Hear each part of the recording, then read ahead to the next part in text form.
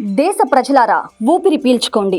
ఇకపై oil gas కష్టాలు తీరిపోయాయి. మన విదేశాంగ మంత్రి ఎస్ జయశంకర్ తన డేరింగ్ అండ్ డాషింగ్ దౌత్యంతో ఇరాన్ ను ఒప్పించి చర్చలను సఫలం చేశారు. దీని కారణంగా ఇప్పటికే చమురు ఉన్న ఒక నౌక ముంబైని చేరుకోగా మరో 2 నౌకలు హర్మూజ్ జలసంధిని దాటాయి. ప్రపంచవ్యాప్తంగా యుద్ధ మేఘాలు కమ్ముకొని ఇంధన సంక్షోభం ముంచుకొస్తున్న తరుణంలో భారత విదేశాంగ మంత్రి ఎస్ జయశంకర్ సాధించిన దౌత్య విజయం దేశానికి కొండంత అండగా నిలిచింది. ఇరాన్ విదేశాంగ మంత్రితో ఆయన జరిపిన చర్చల ఫలితంగా అత్యంత కీలకమైన హర్మూజ్ జలసంధి ద్వారా భారత జెండాతో ఉన్న నౌకలు స్వేచ్ఛగా ప్రయాణించేందుకు ఇరాన్ అంగీకరించింది. అమెరికా, ఇజ్రాయెల్ వంటి దేశాల నౌకలపై తీవ్రమైన ఆంక్షలు ఉన్నప్పటికీ భారత ముడి చమురు, గ్యాస్ ట్యాంకర్లకు మాత్రం ఎటువంటి ఆటంకం లేకుండా గ్రీన్ సిగ్నల్ లభించింది. ఇప్పటికే పుష్పక్, పరిమల్ అనే 2 భారతీయ నౌకలు ఈ ప్రమాదకర మార్గాన్ని దాటి సురక్షితంగా చేరుకోవడం ప్రపంచ వేదికపై మన దేశ దౌత్య నీతికి,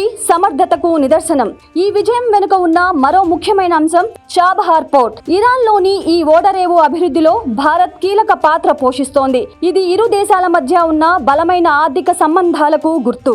ఈ వ్యూహాత్మక సంబంధమే నేడు యుద్ధ సమయంలో మన నౌకలకు రక్షణ కవచంలా మారింది. అలాగే కేవలం ఇరాన్ తోనే కాకుండా జైశంకర్ అటు రష్యా, ఇటు పాశ్చాత్య దేశాలతో నిరంతరం సంప్రదింపులు జరుపుతూ భారత్ ఏ పక్షాన ఉండదని, కేవలం భారత ప్రయోజనాల పక్షానే ఉంటుందని స్పష్టం చేశారు. దీనివల్ల అంతర్జాతీయ ఆంక్షల ప్రభావం మన చమురు దిగుమతులపై పడకుండా జాగ్రత్త పడగలిగారు. ఈ ఉద్రిక్తతల నడుమ భారతీయ నావికుల సాహసం కూడా గర్వించదగ్గ రీతిలో నిలిచింది.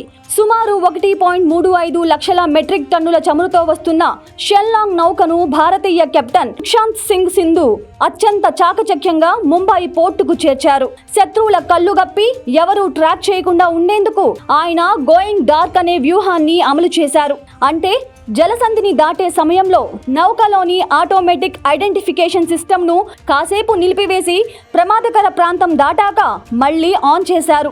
జైశంకర్ వ్యూహ రచన, మన నావికుల తెగింపు కలిసి యుద్ధ సమయాల్లోనూ భారత్ కు ఇంధన భరోసాను కల్పించాయి. ఇప్పుడు మన దేశానికి చమురు సరఫరాలో ఎటువంటి డోకా లేదు.